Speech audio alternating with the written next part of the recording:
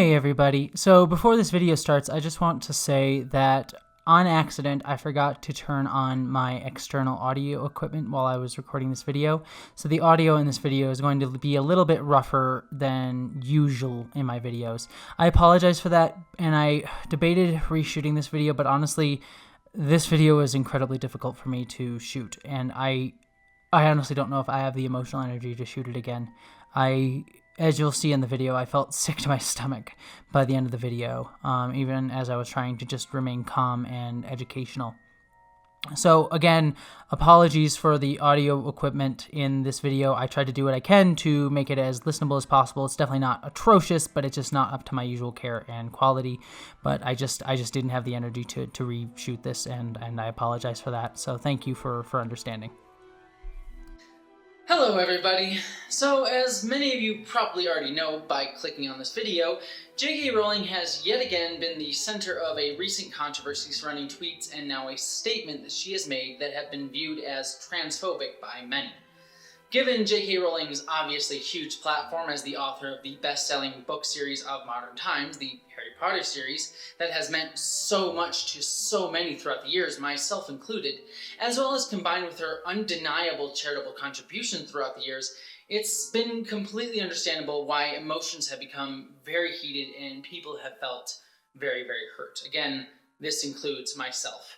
I even recently did a video earlier this week where I discussed what I saw as the harm and pain caused by J.K. Rowling's words alone on just Twitter and her tweets. But on June 10th, 2020, J.K. Rowling, who had up until now only expressed these views on Twitter, an incredibly limiting platform for deeply nuanced thought and discussion, put up a much longer and more concise essay on her thoughts discussing her views on transgender issues and what she sees as the dangers of the transgender agenda and transgender activists. Having sat with and read this essay several times since she published it earlier today, I felt a deep need to respond to it because, and I say this without intent for hyperbole or as a means to directly attack J.K. Rowling as a person herself, but as a trans person, I find her words in this essay to be extremely harmful and dangerous to not only transgender people, and that includes trans men, trans women, and non-binary people, but also towards women in general, trans or cisgender alike. And cisgender, for those of you who don't know, means non-transgender. And what's worse, I find personally many of her thoughts to be incredibly deceptive and manipulative, especially in the way that she frames many of her ideas. And while I can't know for sure whether these manipulations were intentional or conscious on J.K. Rowling's part, given Rowling's clear skill as a writer over the years and the fact that she herself states that she has, quote, met many trans people, read sundry books, blogs, and articles by trans people, gender specialists, intersex people, psychologists, safeguarding experts, social workers, and doctors, and follow the online discourse online and in traditional media, end quote, I personally find it incredibly hard to believe that she doesn't know when she is framing her arguments in a way that leaves out much needed context in order to further arguments or garner sympathy for a position that, again, in my opinion, as I stated before, actively harms and hurts transgender people and cisgender women alike. So, for this video, I'm going to directly respond to J.K. Rowling's words in her essay as best I can, to try to provide that much needed context that she leaves out, as well as point out where I believe Rowling is being manipulative and harmful. Again, intentionally or unconsciously, I don't know. But before we get completely started, I need to state a few things up front before I delve into the meat of this. Firstly, I sadly don't have the time to get into the entirety of the background or the history of TERFs or TERF ideology in this video, and TERF ideology is basically the focus of J.K. Rowling's essay and what I'm going to be talking about. If I do go into the entire breakdown of that ideology, this video will be endless hours long, and I honestly do not have the time or energy or emotional ability right now to get into all that. And honestly, responding to this essay in and of itself was hard enough for me on an emotional and time-consuming level. So while I'm going to try to make this video as accessible as I can for anyone who may not know the full context or know the full information going into this essay, I would encourage anyone who hasn't already to either check out my last video I did on J.K. Rowling, where I do go over a brief overview of TERF ideology, albeit in a much more angry and emotional state of mind at the time, given when I wrote that video. Or if you want a much more lengthy and researched dissection of TERF ideology along with historical context as well, I would encourage you to go check out the Vox article on TERFs that I've linked down in this description below.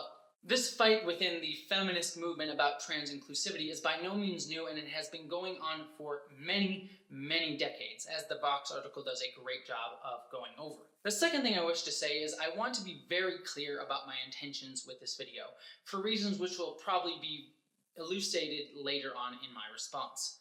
This video is not meant as an attack against J.K. Rowling on a personal level.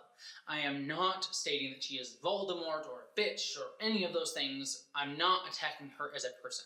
While I am personally hurt as a fan of her work, someone whose moral compass was influenced by her Wizarding World at a very young age, and also as a trans woman who feels that J.K. Rowling's words were harmful to me directly, as well as many others who I care about who are much more vulnerable than me, trans or not, the point of this video is not to vent that hurt. The point of this video is to try to educate about the issues that J.K. Rowling is talking about in her essay, to try to use what little platform I have to push back against a woman with a much larger platform who is using said platform to hurt, regardless of what I'm sure are her positive intentions, to hurt vulnerable communities and people.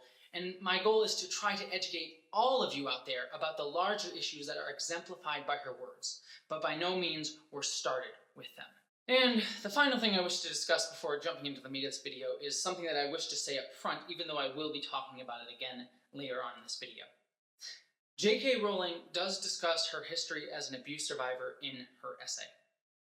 That is something, regardless of the issues I have with and the pain I feel at the rest of the words in her essay, that I wish to say up front that I am entirely respectful of, and do wish to acknowledge her bravery at talking about that in such a public way. While I do wish that she had not wielded that story of abuse in a way that harmed vulnerable communities, I want to make clear that while I am going to be critical of J.K. Rowling in this video, I by no means wish to diminish the very real harm that she faced as an abuse survivor. Okay, I know that that was an incredibly long intro, but I feel that it was needed because I want this video to be a resource and to be incredibly, incredibly careful. And so with that being all said, let's begin. So, while there are many ways I could do this video, I think the best way that I'm going to be able to address all this is by going through JK's essay in a linear fashion and addressing the major themes and concerns that I see. I'm not going to be able to touch on every single issue present in her essay because there are many of them, but I will try to get at the broad strokes and inform about the major issues at play. So, first and foremost, in her essay, J.K. Rowling addresses her history at being called a TERF, basically recapping the entire saga of people calling her views transphobic, and where that all started. So, I myself am going to give a condensed version of all of this. This basically all started when it was discovered that J.K. Rowling had liked some tweets by gender-critical feminists, otherwise known as TERFs, or trans-exclusionary radical feminists. This was later compounded upon when she began to follow a YouTuber on Twitter known as Magdalene Burns, another gender-critical feminist. In her essay, J.K. Rowling said she followed Burns in an effort to contact Burns directly. These moments led many to believe that J.K. Rowling also shared these views of these gender-critical feminists, which led to online harassment of J.K. Rowling, but we'll be talking about online harassment and abuse later on in the video, though I do want to make it clear here that that did happen to her. Then, in 2019, J.K. Rowling tweeted active support for one Maya Forstater, a UK tax specialist who lost her job over tweets that were later deemed to be transphobic, and then later went to court as a result of her losing her job, a case which she lost. J.K. Rowling's tweet stated, quote, "Dress however you please, call yourself whatever you like, sleep with any consenting adult who have you, live your best life in peace and security, but force women out of their jobs for stating that sex is real? Hashtag I stand with Maya, hashtag this is not a drill." This tweet, combined with J.K. Rowling's tweets earlier this week and now her essay, all seem to confirm that J.K. Rowling's ideological stance is in line with TERFs and gender-critical feminists like Burns and Forstater. Now these are all facts which Rowling herself freely states in her essay. However, this all highlights how Rowling is going to be using framing in her essay by not giving proper context to many of her statements. What do I mean by that? Well, for example, Rowling says this about Magdalene Burns, who passed away in September 2019 from a brain tumor. Quote, Magdalene was a great believer in the importance of biological sex, and didn't believe lesbians should be called bigots for not dating trans women with penises. This is all that Rowling states about Magdalene Burns, yet there is much more to Magdalene Burns' views. Burns, in both her YouTube videos and in public speaking events, has repeatedly attacked and spread misinformation on trans women, stating that, quote, trans women are men, end quote, and going even further to state that trans women are, quote, blackface actors, end quote, and, quote, men who get sexual kicks from being treated like women.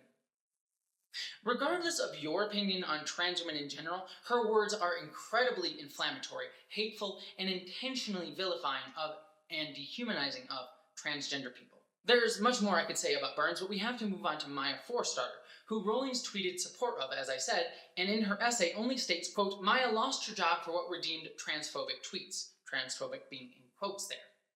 This is incredibly diminishing of Maya's actions. In September 2018, Forstater wrote in a letter to UK Conservative Party MP Anne Main, quote, please stand up for the truth that it is not possible for someone who is male to become female. Trans women are men and should be respected and protected as men. That very same month, Forstater reiterated similar statements on Twitter, repeatedly calling trans women males. Later, and more drastically, in a long series of tweets, Forstater repeatedly insulted and misgendered gender-fluid credit union senior director Pips Bunce, calling her, quote, a man who likes to express himself part of the week by wearing a dress, quote, a part-time cross-dresser, and, quote, a white man who likes to dress in women's clothes. Maya also repeated these beliefs in personal Slack conversations and called Bunce's identity literal delusions. Maya would also link to articles on Twitter comparing the use of trans women's proper pronouns as equivalent to using date rape drugs on women, as well as another article defending the use of trans people's dead names, aka their pre-coming out names, in public settings, along with even more tweets misgendering other non-binary people and trans women while openly refusing to use their correct pronouns. Now, all of this ran counter to the, quote, Gender Recognition Act in the UK, which Forstater was against, which legally states that trans women are women and trans men are men. Yet, even if we ignore the law, even worse, Rowling ignored the basic harm that Forstater's words caused trans people. I've done a video delving into these issues in more depth, but in brief, numerous studies have shown that actively misgendering transgender people leads directly to suicidality rate in the trans community. A 2018 study by the University of Texas published in the Journal of Adolescent Health, for example, found that trans youth who were gendered the way they wished to showed 71% fewer symptoms of severe depression, and 65% decreases in suicidal attempts, and 34% decrease in suicidal thoughts. The Williams Institute of UCLA also found that trans people who were misgendered showed higher rates of suicide attempts, including being 50 to 54% more likely to attempt suicide if they were harassed at school for being trans, 60% more likely if it was done by a doctor or healthcare provider, and 57 to 60% more likely if it was done by a government worker or a person in a position of institutional power, which, as a tax specialist, Maya Forstater was, by the way. There are many more studies that bear out these facts, by the way, not just those two, and I've linked to a few of them in the down below. I cannot repeat this enough. Misgendering, and most especially repeatedly and intentionally misgendering trans people, on top of harassing and discriminating against us, actively harms trans people, increasing our mental health issues, while also directly dehumanizing us by removing or simply acknowledging basic respect for us in public spaces. Again, I did a whole video on this issue, which I'll link in the down below.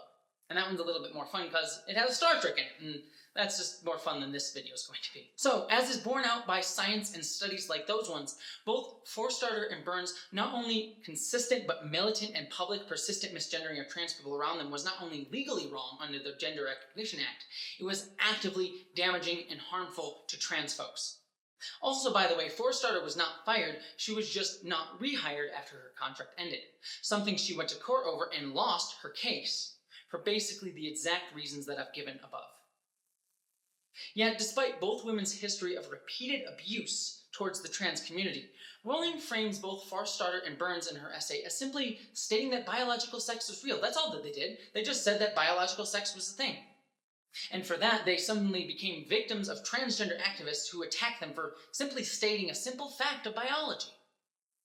Rowling leaves out the context of these two women in an effort to garner sympathy for them, and frame transgender people and trans activists as the ones who are the sole active harassers, the only people who are actively harassing these two women, and Rowling herself as well for supporting them, instead of acknowledging the harm and harassment that Forstarter and Burns actively contributed to in the face of the law and science. Rowling states that Burns was called a bigot for stating that she didn't want to date trans women with a penis, for example, as I stated in the quote above from Rowling. Rowling was not called a bigot for this, let me be clear on that. She was called a bigot for consistently dehumanizing, insulting, and belittling trans people, and then masked that dehumanization by saying, oh, it's all about biological sex. I'm only stating biological sex as a thing. It's deliberate obfuscation.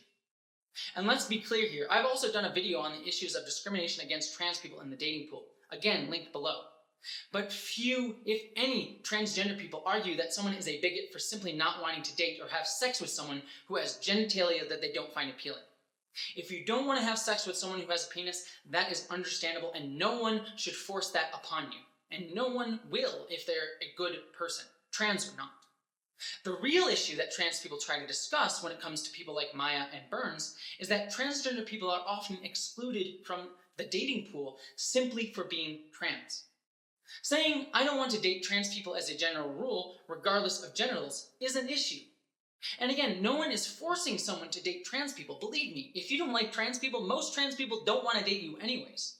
We just ask that those who have an instant and deep-seated reaction against even the thought of dating trans people, simply for them being trans, may be harboring internalized transphobia. Transphobia that they may not even be actively or consciously aware of, by the way, and that maybe we should all just simply acknowledge that as a fact and that it exists to try to determine a way to discuss it constructively. Again, no one is forcing someone to have sex with someone who has a penis if they don't want to have sex with someone with a penis, regardless of the gender identity attached to it. We are only discussing that maybe some of the reason that that is the case is due to internalized transphobia that we all have as a society, including trans people. We also have internalized transphobia that we need to deal with. Transphobia is not necessarily something that is someone actively hating someone. It is just something that we all internalize, just like racism. We all harbor racist attitudes and ideas in our brain, even if we're not consciously aware of it. But it's something that's seeped in through society. And that's all that anyone is talking about with these issues. And again, the overall issue is not that women like Maya and Burns won't sleep with trans people. It's that they use this feeling of victimization in order to wield a sword against the trans community. Something we're going to delve further into in the next section. Next up in her essay, Rowling extrapolates upon the sympathy she attempted to garner for Forstarter and Burns to argue that those who are deemed to be TERFs by transgender activists are simply victims of abuse and intimidation, simply for stating their beliefs that biological sex exists. Rowling does so by starting with the abuse and harassment that Rowling herself faced for stating these views. Activists who clearly believe themselves to be good, kind, and progressive people swarmed back into my timeline, assuming a right to police my speech, accuse me of hatred, call me misogynistic slurs, and above all, as every woman involved in this debate will know, TERF. Quote, I'll mention these things not now in an attempt to garner sympathy, but out of solidarity with the huge numbers of women who have histories like mine, who have been slurred as bigots for having concerns about single-sex spaces. Quote, huge numbers of women are justifiably terrified by the trans activists. I know this because so many have gotten in touch with me to tell their stories. They're afraid of doxing, of losing their jobs or livelihoods, or of violence. Those are just a few statements of many that J.K. Rowling uses throughout her essay, framing trans activists as active harassers online and on social media platforms. So this is where things get honestly complicated. First and foremost, I don't wish to deny that these things do happen and that those who support trans rights, trans or not, do this to people online. I'm not going to sit here and lie in this video and claim that everyone who agrees with me ideologically on trans issues is a saint. Trans supporters, again, trans or not, have insulted, harassed, doxed, or threatened violence towards those that we label TERFs or gender-critical feminists. However, the issue is that J.K. Rowling frames this as solely the work and job of transgender activists, as if transgender people are the only ones doing harm. This is patently untrue. Harassment, harm, and insulting is not just the purview of one side or the other. I have already mentioned Maya Forstater and Burns' active online harassment of trans people, but they are far from the only ones. Any trans person knows the dangers of talking or even mentioning TERFs in any way, shape, or form, facing similar violence, doxing, or threats of violence that J.K. Rowling herself talked about. Yet, even more so, these harassing and insulting views are much more directly prevalent on the surface of gender-critical feminism than they are for transgender activists. For one quick example, most of the main posts on the gender-critical subreddit, a main forum for TERFs online, are focused on attacking transgender women and repeatedly misgendering them. I myself personally have been the victim of TERF abuse online, as I'll show here briefly. I'll show you some things that people have posted online about me in different gender-critical forums. Though, please skip ahead to the below time if you don't wish to see them. I understand it can be hard for many, and I'm not going to read them out loud, as I don't wish to subject myself to that personal abuse. I'll even have to look at it while I'm editing this video. But I don't share this to garner sympathy from you, but just to show you what me, a small-time YouTuber trans woman with not even a tiny percentage of the platform that J.K. Rowling has, receives simply for being transgender. I also have numerous examples of people calling me a freak, or an idiot, or delusional, or much, much worse on pretty much a daily basis on every single one of my YouTube videos. Even ones where I'm not even talking about trans or women issues, but just talking about things like Star Trek for fun. But it's enough to just be visibly transgender in a video to get the same level of doxing and harassment that J.K. Rowling talks about. Not all of those are from TERFs, by the way, but I do know a large part of them are. We can also take the example of Grace Lavery, a trans woman professor in the UK who wrote an article about gender-critical ideology. After publishing the article, Lavery stated, quote, "It led to a massive explosion of online harassment, which I just did not see coming at all. People in the seemingly hundreds started trying to find me and just write insulting things about me. And that escalated to the degree that it was totally out of control. At one point, people were posting the names and contact details and photographs, not only of me, but also of my colleagues at UC Berkeley, online." So we can see that harassment and doxing are not solely the purview of trans activists. But TERF ideology goes well beyond simple online harassment or doxing, well beyond what J.K. Rowling has said that she faces. In fact, it's almost entirely clear that the entire point of gender-critical feminism, or TERF feminism, is based not around trying to advance women's rights as they claim in their many words and essays, but to instead actively attack transgender people and limit our rights. Let me just name two prominent examples. One, radical feminist Sheila Jeffrey went before the UK Parliament in March 2018 to declare that trans women were, quote, parasites, consistently using dehumanizing language that framed transgender people as less than, as less human, in an effort to push anti-transgender legislation in the UK. A second example, the gender-critical group Women's Liberation Front petitioned the U.S. Supreme Court in the case of Harris Funeral Homes versus Amy Stevens, a court case where trans woman Amy Stevens was fired simply for being transgender. The Women's Liberation Front argued that, quote, simply Amy Stevens is a man. He wanted to wear a skirt while at work, and his gender identity argument is an ideology that dictates that people who wear skirts must be women. This is inaccurate on many, many levels. First off, Ames identifies as a woman and has lived as a woman for a very long time, and also was not saying that she was simply a woman just for the fact that she was wearing a skirt. Also, the Women's Liberation Front argument was going against the legal precedent established in 1989 by Pricewaterhouse versus Hopkins, which established protections against discrimination based on sex in the workplace. By arguing against Ames, the Women's Liberation Front, which, by the way, sounds like something Rowling herself would have come up in the Harry Potter world, were actively fighting against and trying to weaken the actual protections against workplace sex discrimination, something that helps women of all stripes, cis or trans. But for the Women's Liberation Front, attacking a trans woman was more important than general women's rights. These are two of many examples where gender-critical feminists worked against transgender people's rights, often at the expense of women in general's rights. And these are not isolated examples, but an ongoing issue. TERFs argue that they are fighting for women's rights in general, but often side with ultra-conservative groups in order to instead attract trans women. For example, in January 2019, the Conservative Heritage Foundation, which supports limiting abortion access for women, held an event prominently featuring members of the Women's Liberation Front to discuss opposition to transgender ideology. Another example, one gender-critical group, Hands Across the Aisle, was founded by Kelly Triller Haver, an anti-abortion conservative. Many TERFs have also appeared on Fox News to espouse anti-trans rhetoric, a network that often works against women's rights. For example, Fox News repeatedly supported the appointment of Brett Kavanaugh to the Supreme Court, something that many women's groups, trans or not, were against because of Brett Kavanaugh's horrific history with women.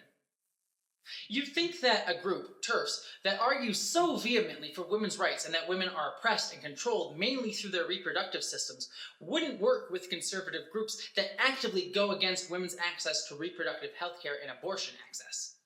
But for TERFs, it's more important to attack trans women's rights and harass and attack trans women online and in public than it is to fight for women's rights in general. Despite their words, the actions of gender-critical feminism shows that their goal isn't advancement of women's rights, but the targeting of trans women. These are all things, by the way, that J.K. Rowling leaves out of her writing, instead, again, trying to make us feel sympathy for the gender-critical movement, framing them as solely victims of transgender activist online abuse. Again, this is not to belittle the harm that online harassment can cause to anyone, nor do I condone anyone harassing anyone for any reason, TERF, gender-critical feminist, trans women, or not. Yet the goal of TERFs is to frame trans women as the abusers in all cases, in all things, and that gender-critical feminists as solely the victims in any and all cases. All this also ignores the very real problem of grooming, control, and abuse within the TERF lesbian community, where TERFs attempt to brainwash other lesbians to ignore abuse and control patterns by their partners by laying all the blame for their oppression on the feet of trans women. This is an issue that I feel is incredibly important to mention here, but I do not have the time to adequately delve into it. But I will link to a deep report by Pink News on that issue of abuse and grooming in the TERF community in the description below. So through all of this, we see a clear and consistent pattern of misdirection in Rowling's arguments. One that frames gender-critical feminists as innocent of all wrongdoing, and trans women, who TERFs and gender-critical feminists see as men and part of patriarchal oppression of women, as well as those who support trans women as the main and sole perpetrators of abuse against women. And J.K. Rowling then goes on from that framing to make her main argument that many gender-critical feminists make, that trans ideology as a whole is actively trying to harm women, and focuses mostly her arguments on trans men. Quote, "The writings of young trans men reveal a group of notably sensitive and clever people. The more of their accounts of gender dysphoria I've read, with their insightful descriptions of anxiety, disassociation, eating disorder, self-harm, and self-hatred, the more I've wondered, if I'd been born 30 years later, I too might have tried to transition. The allure of escaping womanhood would have been huge." Quote, "I remember Simone de Beauvoir's words. It is perfectly natural for the future women to feel indignant at the limitations posed upon her by her sex. The real question is not why she should reject them. The problem is rather to understand why she accepts them." These statements by Rowling and others in her essays reflect gender-critical ideology and argument. The belief that trans men, those who were born seen as women and realized that they were men and transitioned to being men, are actually just women who have been tricked into just wanting to get rid of their womanhood because they see it as a form of oppression that they just want to shed themselves of. This is decidedly untrue. As with trans women, trans men are men whose mental health greatly increases post-transitioning into living as men full-time, living the life that better fits with their mental image.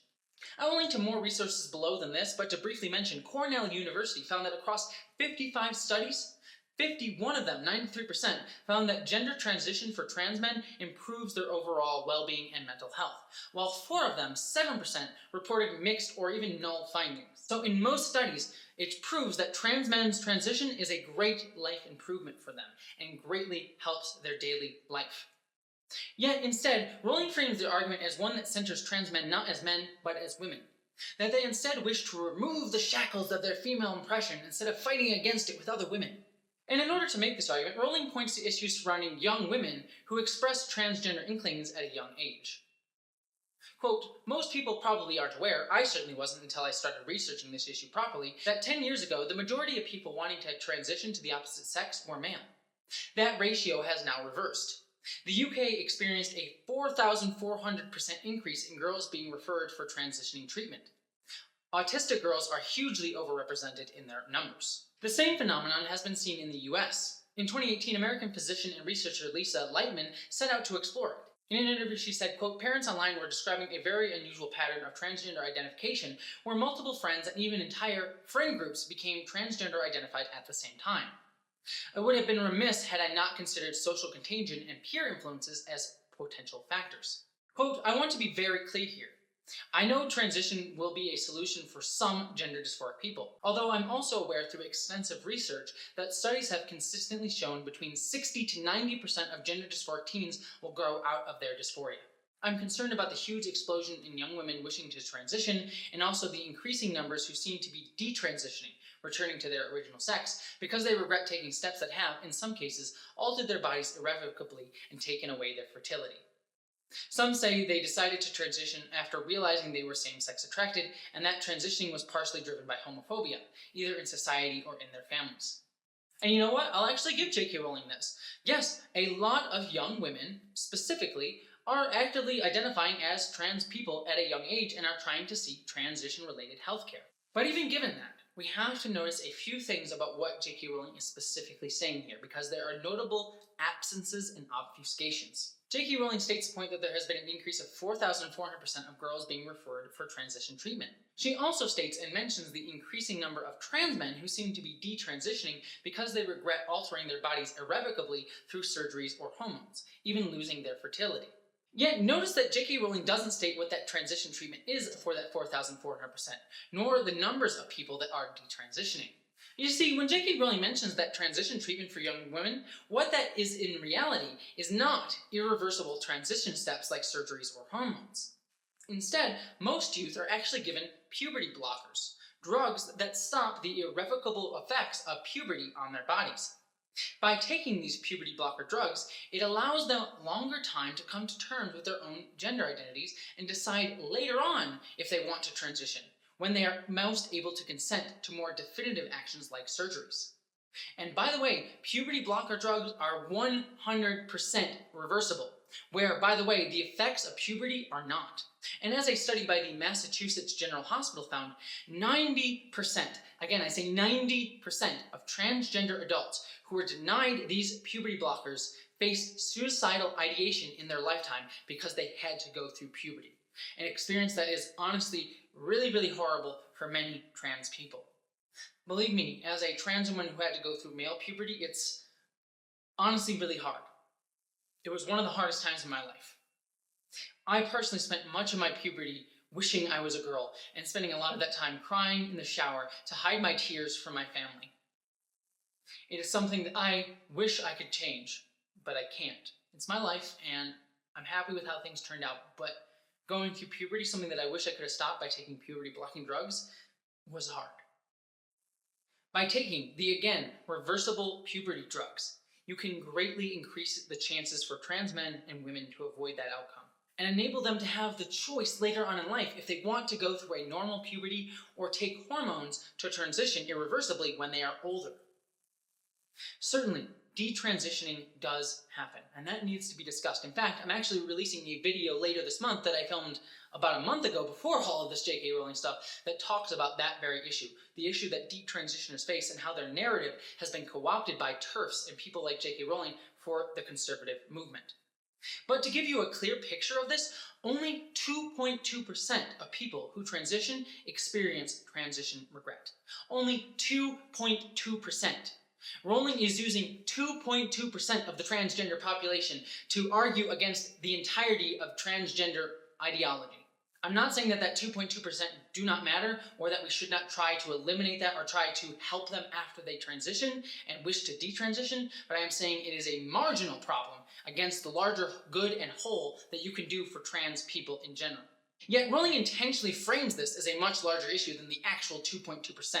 In her essay, she states that 60 to 90% of girls decide to not transition after Rowling discusses earlier in her essay detransitioning, making it appear as if those 60 to 90% of girls are all detransitioners who suffer irreversible body transition and mental health issues. But that is not true. Most of those 60 to 90% of girls, which by the way is a 30% disparity in numbers, which makes me deeply question the methodology of the person who did that study, by the way, these girls just stop taking puberty blockers. And then they have a normal puberty and go on with their life as normal.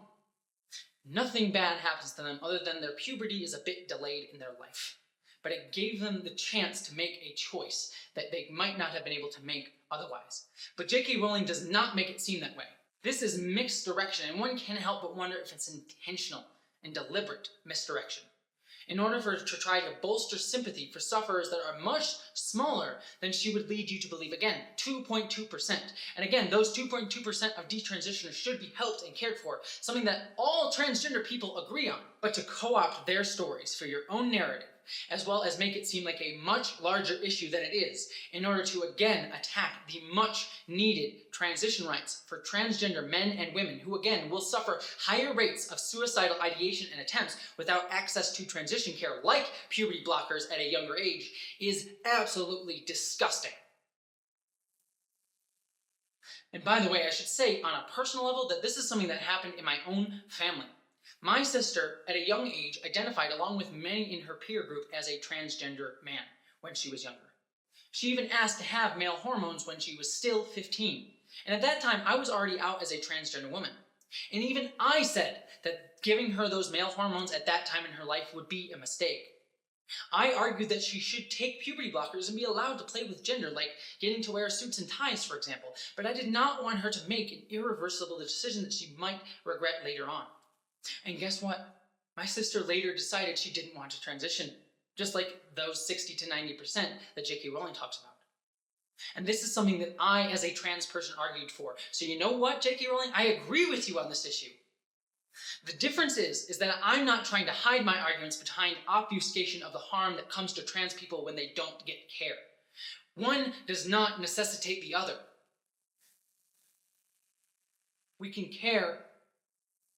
give proper care to trans people while also protecting young people from making irreversible mistakes. It's not a one or the other thing. And most people know that when they actually look at what happens in transition-related care. But when you continually and deliberately spread misinformation like this, that continually gets construed and politicized. And it is harmful, repeatedly, to trans people, to young trans people who need access to that care. You have the ability to change their life for the better, and you deny it to them for your warped ideology. In an attempt to win an argument, to seem right.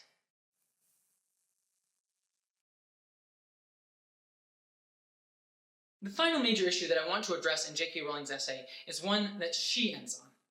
The argument that allowing trans people into women's spaces erodes the safety and rights of cisgender women as a whole. In her essay, J.K. Rowling shares her story of facing an abusive relationship. And again, I wish to acknowledge that that is horrible. And on that level, my heart goes out to her. That she, or any woman, trans or not, has to face that. And I do wish to give J.K. Rowling credit here.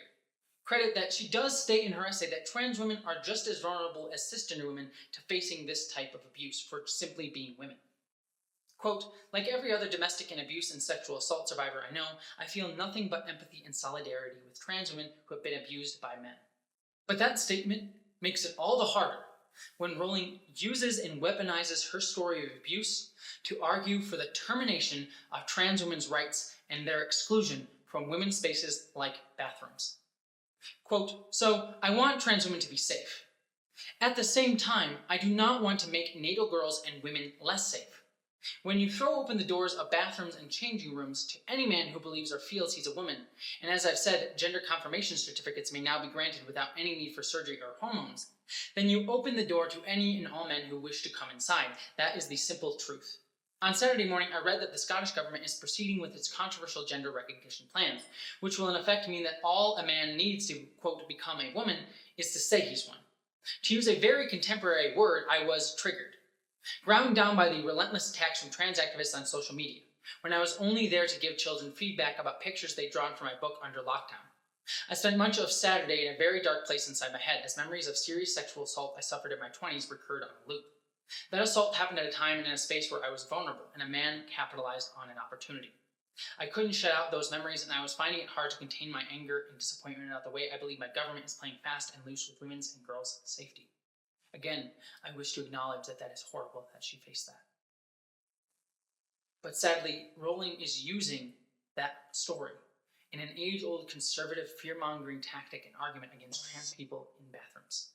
Namely, that if we allow trans women in women's bathrooms, this openly allows women to be sexually assaulted and abused in that bathroom. That by allowing trans women in a bathroom inherently weakens the safety of cisgender women.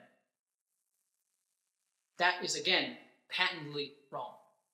First and foremost, let me be clear. No matter what rights you give to women, assault and abuse will still be and always have been illegal. Regardless of who perpetrates it, abuse is horrible and should be punished, and again, is already illegal. If, for example, a man claims to be a trans woman and enters a bathroom and assaults a woman, that is still illegal and will be prosecuted regardless. The issues facing women when trying to prosecute sexual abusers notwithstanding. Issues that both trans women and cis women face, by the way. But it's not as if trans women rights somehow eliminates abuse law. Allowing trans women in a women's bathroom does not make abuse legal. But J.K. Rowling argues that we need to be preventative, and I certainly understand this. I don't want anyone to be assaulted or abused in the first place, regardless of if it will be prosecutable under the law. But the answer isn't to limit trans women's rights to women's restrooms. As J.K. Rowling herself acknowledges, trans women are just as open to abuse as cis women. And in fact, if you force a trans woman, someone that looks like me, to use a men's bathroom, her chances of being abused are vastly higher than any woman in a woman's restroom. Yet by arguing such, Rowling is placing cis women's bodily autonomy over trans women's, subtly denying trans women's humanity over cis women's.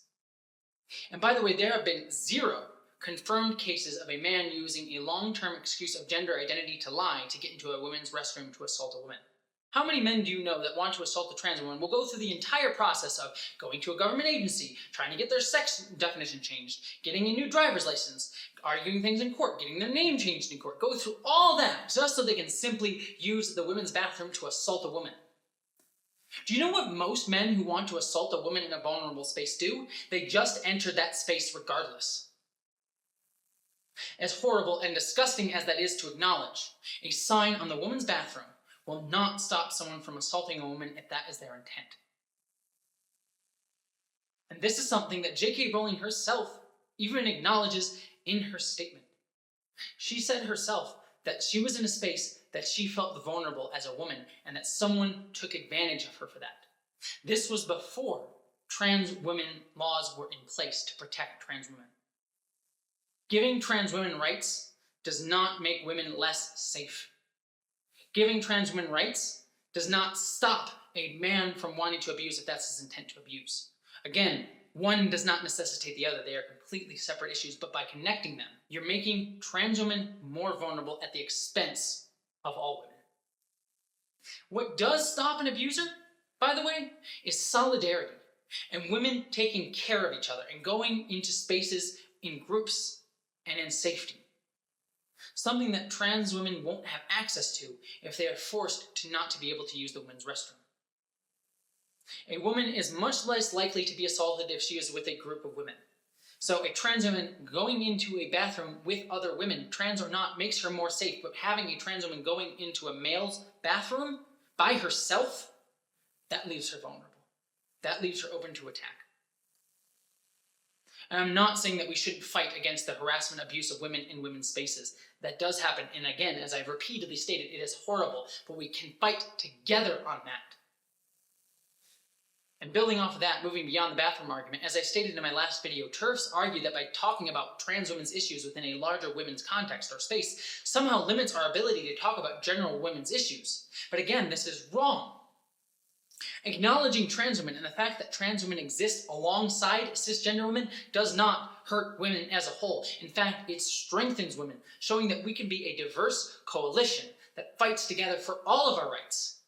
Just because a trans woman may not be able to get pregnant does not mean that we don't care about abortion or reproductive rights, or that we can't talk about abortion rights even if we acknowledge that trans women exist and are also women.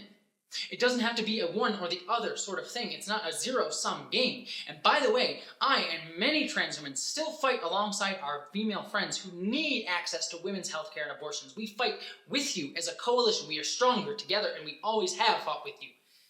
Just as we ask women, who many do by the way, to help us in our fight for our own healthcare rights. There are numerous and many battlefields and fights, and acknowledging that there are multiple fronts and battlefields does not hurt your own fight.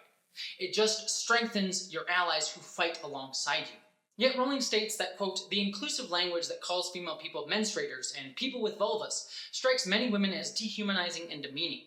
I understand why trans activists consider this language to be appropriate and kind, but for those of us who've had degrading slurs spat at us by violent men, it's not neutral, it's hostile and alienating. I don't mean to devalue your feeling on that matter, J.K. Rowling. If you have a feeling that those words are dehumanizing to you, I understand that. But you see, the opposite is kind of true here on this thing. Not every woman, even if they are not transgender, is a menstruator. Nor does every woman, trans or not, have a vulva. Some cis women are born without vulvas, for example. So to use the term menstruator or people with vulvas isn't dehumanizing, it's specific.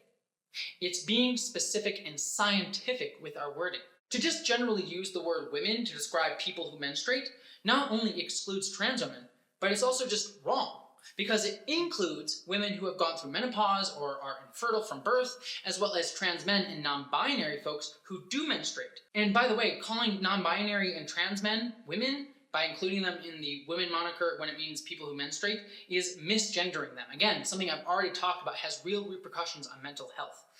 But to deliberately exclude trans women from the term women is also misgendering, and also dehumanizing in the same way that J.K. Rowling argues that specific terms like menstruator are. But J.K. Rowling argues that trans people try to force, quote, women to accept and admit that there is no material difference between trans women and themselves. Well, let me tell you something. This comes from a trans woman, and I'm going to say this right here. There are many material differences between cis and trans women. It is not wrong for us to acknowledge that trans and non-trans women are different. It would be silly to say otherwise. It is true. Trans and non-trans women are different. I say that as a trans person. I will never know the experience of a cis woman like J.K. Rowling, just as J.K. Rowling will never know the full experience of a trans woman like myself. Yet that is also true for many types of women. A white woman will never go through the same experience as a black woman. A woman born into poverty will never know what it was like to have a childhood in the upper class. A straight woman does not know what a bisexual woman or lesbian feels. A cis woman born infertile will not know what it is like to be pregnant, nor will a fertile cis woman know what it's like to be infertile, at least not until she goes through menopause. Yet, we never question the validity of any of those different experiences of womanhood, or at least we shouldn't. So why is it so hard to believe that trans and cis women's womanhoods are different experiences, but are still not irreconcilable within the singular idea of being a woman? That being a trans woman is just as valid a type of womanhood as a cis woman's, just as a fertile woman's experience is just a valid a version of womanhood as an infertile woman's. Trans women have never wanted to have sole control over the narrative of a woman's space. And if a trans woman tried to, I would be the first one up there to say, shut up, we need to include everybody. We need to include the diverseness of women. It can't just be a trans-only space. And also, I should acknowledge, there should be spaces just for trans women and just for women who are dealing with reproductive rights problems. Those two should be two separate spaces. I don't need to be in a space where we talk about reproductive rights other than to just be there as an ally. It's not my right to talk over women who have to fight for reproductive rights, because I don't have to deal with it. I'm there to support you and fight alongside you, but never to talk over you. All trans people want to do is to be included in women's space, because it not only makes us safer, but also enables women in general to have a greater understanding of the diversity of needs within women's communities. You harm all women by trying to narrowly define what it means to be a woman, by saying that women are menstruators. By saying that all women are people who menstruate is just wrong and hurts women who do not menstruate, trans or not.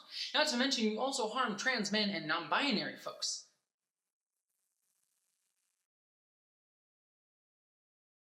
I'm gonna be honest with you. Doing this this whole video, I'm kind of feeling sick at the moment, and I actually kind of want to sit down, but I want to just finish out this essay. I'm not trying to do this with sympathy, but I actually genuinely just feel sick having gotten this emotional during this video. And I know that this video has been insanely long, and I apologize for that. But J.K. Rowling, despite herself, has opened up a larger spotlight on issues that have been boiling within the feminist community for a long time now. As I said before, these are not issues that started with her, but I hope that this video will be able to help illuminate why they should definitely start to end with her.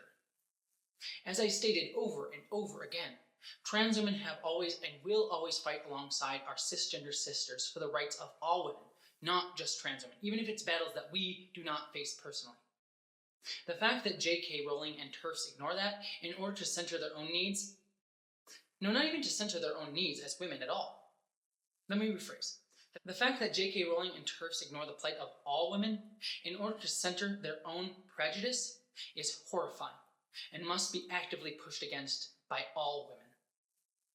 I am here to tell you that as a trans woman, I will always do my best to fight for women of all types, just as many trans people do. Just as, and it's important to acknowledge this, many actual feminists who are not TERFs, but cisgender women who understand the importance of fighting for the rights of everyone, fight alongside trans people as our allies. Again, we are stronger together. It should be said, as sad as it is to see someone with a platform like J.K. Rowling actively support and bolster their movement, TERFs are but a minority in the feminist space. And the very fact that I had to waste my time and energy putting together this video honestly just annoys me, because it's energy that could have been better put to use elsewhere, fighting in larger fights. But no, I had to waste it on this stupid infighting.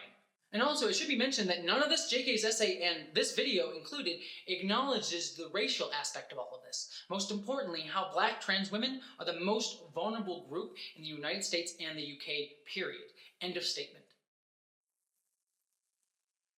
Also, on a personal note, as I mentioned earlier, I'm honestly tired and frustrated and honestly not feeling very good in my stomach because I have to keep addressing this. I know I'm not the only one fighting against this, and I know it doesn't all fall on my shoulders. But I do feel the need when I see this to talk about it as soon as possible, to do what I can to not let J.K. Rowling just sit there unopposed for as long as possible. And it's just honestly fucking tiring, because as a result of that need, that feeling in my bones to protect not only myself but those more vulnerable in the trans community, I've had to spend many days of my life this past week late into the night researching, editing, filming, and editing and uploading these videos. And one of those days today, the day that I'm filming this currently, was my stepmom's birthday. So I didn't get a chance to help her with her work or be around her as much as I wanted to, because right or wrong, I felt the need to address the harm that Rowling had caused. And I'm tired and frustrated. But I want you out there to know the full context that she left out, the things that are in between the margins, and where those margins, the things left out, hurt trans people.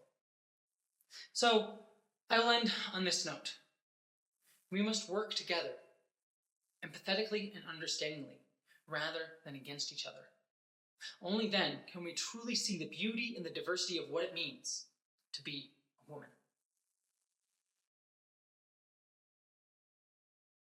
Thank you so much for watching this. I'm sorry if it was a bit choppy or a little bit hard to understand at times, if I got a bit emotional. Like I said, I'm honestly just tired. And this is probably not the best use of my emotional energy right now, or at least not the best time to do it, but I felt a urgent need to just say it, get it off my chest. So I'm going to turn off the recording now and try to sleep. Maybe I'll probably edit. And just doing the whole regular rigmarole YouTube thing. Please don't forget to subscribe. Don't forget to comment. I'd love to hear all of your thoughts down in the comments below. If you want to help me out, please help me out over on Patreon. Every little bit helps me do these videos more full time and helps me in the current financial situation that I am in, considering the state of the world and all that stuff. Sorry, I'm just tired. But regardless of all of that, thank you so much for just taking the time to listen all the way to the end here. I appreciate your taking the time to try to learn and understand, even if you disagree with me on a few things. I appreciate you coming here. And I hope that you, as always, live long and prosper. Thank you so much to all of my patrons, especially right now considering everything that's going on in the world. You keep me motivated and you help me continue doing this channel every single month. I could not do it without you. And a special thanks to my patrons, Polymena, Mystic the Monarchete, Bree Beecher, Din Hagney, Dante St. James, Anti-Cat808, Patrick Shannon, Wayne Twitchell, Wen Dizzlebizzle, Subraxis, Zach Cody, Maeve, Jason Knott, Maggie Evans, Christy Marie Johnson, Gavin Robinson, William Stewart, Michael Beam, Miranda Janelle, Mari Neckar, Lorena Mesa, Wellington Marcus, Susan Banks, Buttoneer, Ish the Mad, Ashley Allen Bociccio, Boyd and Mary Beth Earl, Stefan Schuhart, Greg Gillum, Christina Dalliance, Ashlyn Solstice, and Eli Bergmoss. Thank you to all of you.